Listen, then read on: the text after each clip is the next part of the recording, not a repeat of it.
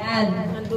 Alam niyo na kung paano tayo gaganda, paano tayo mabubuhay ng malalagal, paano tayo lalakas. Alam niyo na? Alam niyo na? Amen.